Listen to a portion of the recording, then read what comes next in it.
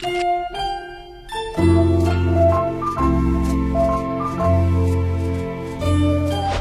banana fries naman nga po yung lulutuin ko ngayon.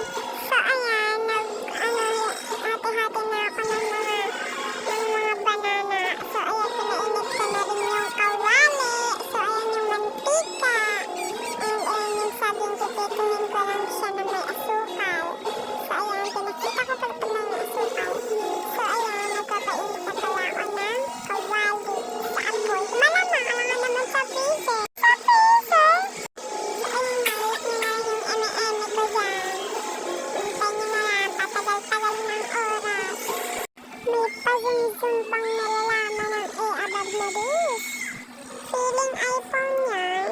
Hala, iPhone? Charot! So, ayun, nagpainit na pala ako ng kawali. Nakailang ulit na ba yan, sis? So, ayan, naglagay na pala ako ng mantika. Pinaikot-ikot ko yan at dinurog-durog. Dinurog-durog? So, ayan, nagpapainit na ako. Alangan naman isi-freezer ko yan. Freezer? So, ayan, mainit na nga yung mantikang nilagay natin sa ating kawali.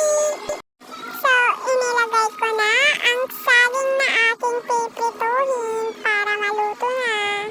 Alangan naman pailawin yan. So, ayan na, piniprito na nga siya kasi mainit na nga. So, ita-time lapse ko na nga to para hindi na to makadagdag sa storage.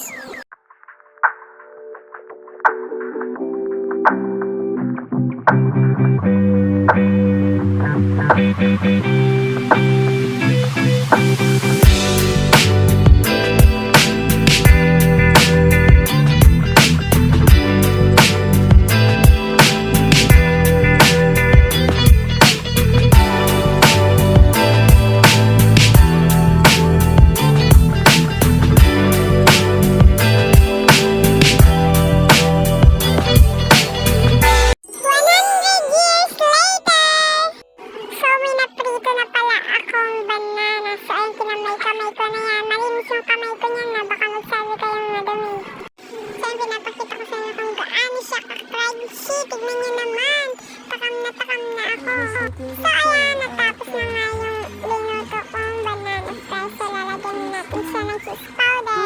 So, yung nilagay ko niyan yung cheese powder is yung cheese mix. Shout out sa mga marites dyan. So, ayan, nalagyan ko na yan ng cheese powder. Lahat ko yan nalagyan parang lahat yan masarap. So, habang nilagyan ko yan is nakasalang yung itrito kong banana cube. Pero, konti lang yun, guys. Kasi yun lang naman yung natitirang hinog na saging. So, nilagyan ko lang pala yan ng asukal. So, ayan na nga. Hinahalo-halo ko na siya. So, nakabayit yung kamay ko na ng plastic para hindi malagyan yung kamay ko ng dalawa. Lain-lain pa. Ayaw na pa, no? Malain-lain pa. So, kung pasensya nyo na kung napakagulo na pagka-video ko kasi sariling sikap ko lang yan.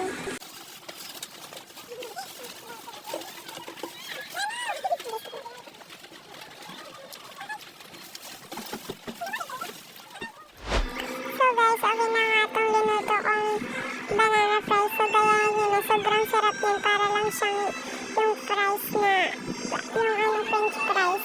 So gayahin nyo yan kasi napakasarap. Gusto ko sana ulit magluto ng ganyan kasi ubus na yung saging namin. At yung hilaw dapat yung gagamitin dyan. At di ko napakita kanina yung paghati ko ng mga banana. So ayan, inalis ko na nga yung banana. Pinalinuto ko. Konti lang yan is yung pinakain ko lang yan is yung dalawa kong kapatid. So yun lang guys. Bye bye. Love you. Mwah.